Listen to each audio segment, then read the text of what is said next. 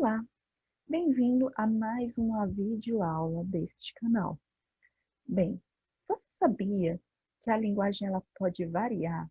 Sim, a linguagem ela pode variar de acordo com o lugar e a situação em que nos encontramos. Ou seja, se falamos ou escrevemos, a linguagem também pode variar de acordo com o que se é pedido. Esse fenômeno é conhecido por variação linguística. E a variação linguística, ela pode ocorrer por conta de muitos fatores. Nessa videoaula, a gente vai só especificar apenas 3 deles, mas existem muito mais do que estes que estão sendo apresentados.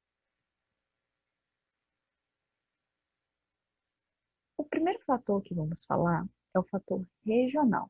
Este fator será influenciado na mudança das palavras e nas formas de falar de cada região. Você pode me falar como você chama essa fruta na sua região? Bem, em alguns locais, como no Sudeste, ela é chamada de tangerina. Em alguns locais do Sul, ela também é conhecida como bergamota. Em outros lugares, como no Centro-Oeste, ela é conhecida como pocã ou mexerica.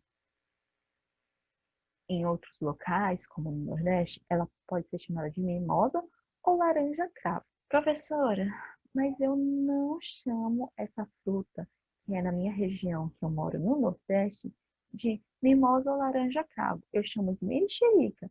E pelas coisas que você apresentou, quer dizer que ela pertence a essa palavra pertence à região Centro-Oeste. Como eu posso falar que pertence à minha região? Bem, não quer dizer que por estar apresentado aqui nessa videoaula que a mexerica fala no Centro-Oeste, que na sua região não possa falar. Pode acontecer que na sua região você não fale como a expressão que está marcada aqui. Isso pode ocorrer. Isso também é uma questão de variação. Depende da sua região, como você está inserido e como ela foi apresentada. Por exemplo, a gente tem essa imagem com essa situação. Na minha região, que é no Nordeste, no Ceará, numa especificação do Ceará, é chamado de picolé. Porém, vamos ver aqui alguns exemplos. No Sudeste, em algumas regiões, ela é conhecida como chup-chup. No Sul, tem alguns locais que chamam ela de geladinho. Em outros, como no Centro-Oeste, chamam de laranjinha. E em algumas regiões aqui no Nordeste, ela também pode ser chamada de din-din. Tá vendo? Da minha região, chama de picolé. Mas em outras regiões dentro do meu estado, da minha região, podem ser chamadas de din-din. Também existem outros fatores que podem influenciar, como já disse. Um desses outros fatores é a questão da idade. A idade vai estar ligada muito com a questão do fator histórico. Você, com toda certeza, não fala da mesma maneira que seu avô ou que seu pai.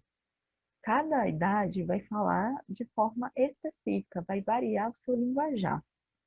Por exemplo, como eu posso ver que a idade influencia na questão da minha variação?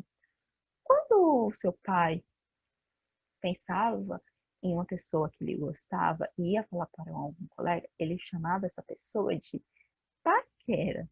Era o paquera do seu pai.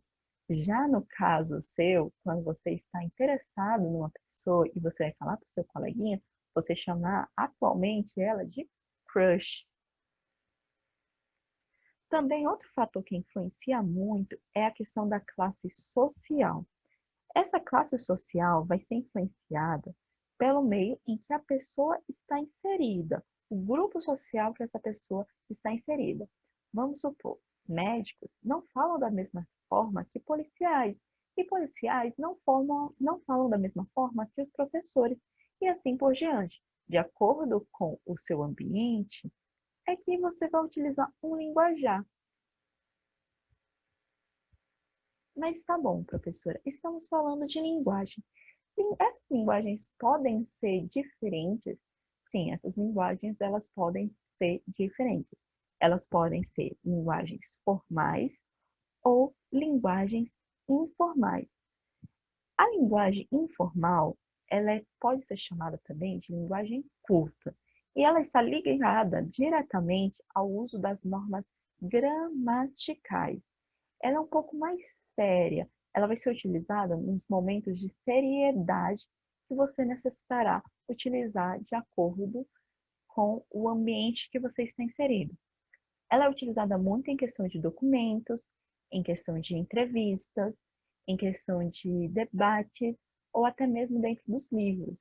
Já a linguagem informal, ela é uma linguagem também chamada de linguagem do cotidiano. Vai estar ligado ao nosso dia a dia e não utiliza-se das normas gramaticais.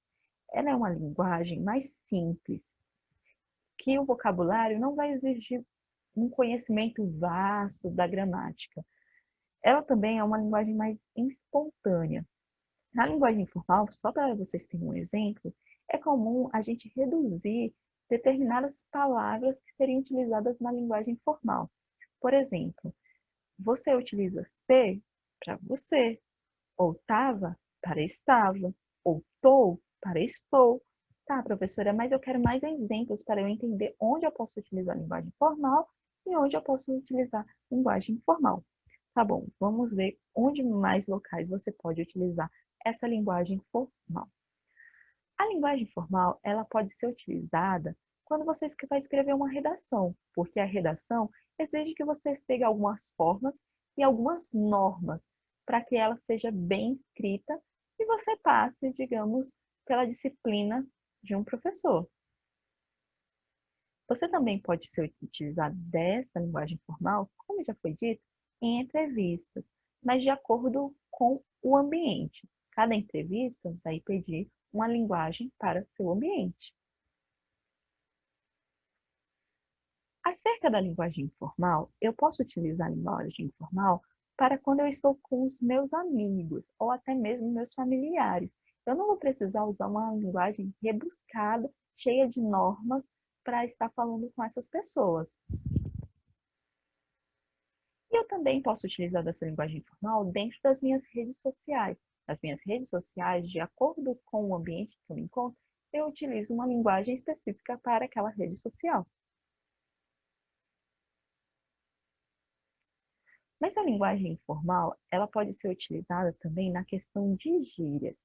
Aqui a gente irá apresentar 4 gírias de 3 estados diferentes, para que vocês possam estar vendo como essas gírias são utilizadas e o que elas significam. Em São Paulo, a gente tem a gíria mano, meu e véi. Você sabe me dizer para que essa gíria está sendo utilizada? Essa gíria normalmente é utilizada para quando eu estou falando com pessoas, que eu estou me falando diretamente com essa pessoa em si. Também temos a gíria da hora. Você sabe me dizer para que ela significa? Se você me disse que significa legal, sim, você está conhecendo essa gíria um pouquinho. Também existe a gíria de boa e sussa. Em São Paulo, quer dizer tranquilo, significa uma gíria para tranquilo. Lá também existe a gíria rolê. Essa gíria, ela está ligada diretamente a dar uma volta, um passeio. Continuando acerca das gírias, agora a gente vai para o estado do Rio de Janeiro. No Rio de Janeiro, a gente tem a gíria brother, meu irmão, que também é utilizado para pessoas com quem estou falando.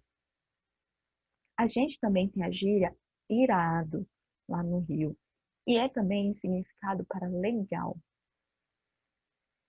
Tem a gíria night lá, que significa balada ou festa. Também existe a gíria caô, que é utilizado para quando se está falando de mentira. Agora a gente vai para as gírias do estado do Ceará. Bem, no Ceará a gente tem a gíria macho ou macho-rei, que também significa quando a gente está falando com uma pessoa. A gente utiliza essa gíria ou expressão. Também temos a gíria diabo é isso, que significa é utilizada como uma expressão de espanto, uma gíria de espanto, quando os cearenses se espantam com alguma coisa. Também temos a gíria mangá, ou expressão, que é utilizada para debochar de alguém. E nós temos a gíria estribado, que se refere a uma pessoa que tem muito dinheiro, que é cheio da grana. Não quer dizer, novamente, que essas gírias não possam ser utilizadas no seu estado, na sua região. Pode acabar que algumas gírias possam estar também na sua região ou estado. Então, não estranhe se, quando você vê uma gíria que pode ser dita que é de São Paulo, você está utilizando. Fora que as gírias também podem parar de ser utilizadas. E quando você estiver vendo esse vídeo, elas podem estar ultrapassadas. Porém, antes de finalizarmos essa aula, que sim, vai ser bem curtinha, a gente tem que falar que toda a variação linguística é adequada para atender às necessidades comunicativas e cognitivas do falante. Quando julgamos errado determinada variedade, estamos agindo com preconceito linguístico. Não existe a questão de certo ou errado. O que existe é um país com uma grande diversidade linguística. Nunca diga que no seu estado, na sua região, você fala mais corretamente do que em outras regiões, porque isso é preconceito linguístico. Todos os locais estão falando corretamente, contanto que a pessoa com quem você esteja falando esteja entendendo, compreendendo e está havendo comunicação. E é isso. Até uma próxima.